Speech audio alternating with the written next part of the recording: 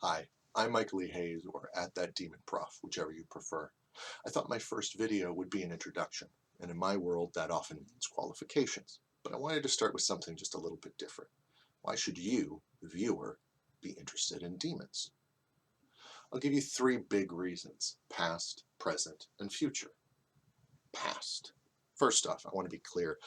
I'm agnostic when it comes to the existence or lack thereof of demons. I'm strictly here to talk about the ideas of demons.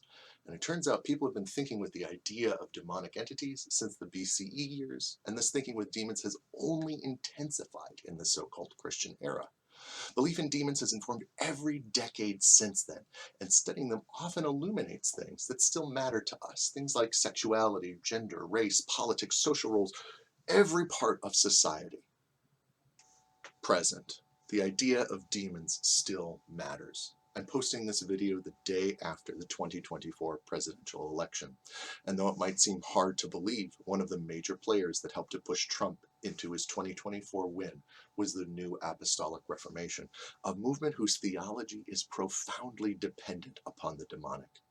In the NAR, demons occupy all the places that Christians should be, and it's up to them to take the fight to demons in a practice called spiritual warfare, as well as take key political and social positions to secure resources in this fight. Future. This isn't going to change. Demons crop up at crisis points. They always have and they always will. The future of not just the United States, but a lot of Western countries in general is at least partially dependent upon how and how many people believe in demons. Now that that's out of the way, what makes me an expert in demons? Well, first, it might surprise you to know that there are a lot of experts, that demons in fact are a subject of significant scholarly inquiry. We could look to people like Dr. Annette Yoshiko Reed, who wrote on the subject of demons in ancient Judaism and demons, angels, and writings in ancient Judaism. Dr. David Brackey on demons and the development of monasticism in Demons in the Making of the Monk. Dr. Nancy Mandeville-Cacciola on demonic possession in the medieval period and discerning spirits. Dr. Stuart Clark on the idea of witchcraft and demons and thinking with demons. And Dr. W. Scott Poole on the devil in the United States and Satan in America. And these are just a few of the really, really gifted scholars working in the field. I don't necessarily count myself among their number. I'm a bit humbler than the ones I just mentioned. I got my MA in comparative religion from the University of Washington in 2008. There I worked with Dr. Mike Williams, who's an expert in the field of Christian movements that tend to be lumped under the heading of Gnosticism in antiquity. From there, I went to Rice University for my PhD work, where I worked with Dr. Claire Fangner on the subject of saints' lives, demons, and women's identity in medieval England. My dissertation eventually became the book Margaret's Monsters: Women, Identity, and the Life of St. Margaret in Medieval England.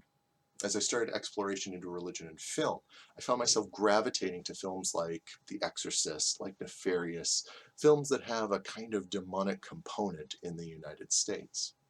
Eventually, in an attempt to explain the allure of these films, I found myself tracing the political movements of the demonic from the 19th, 20th, and 21st centuries of America.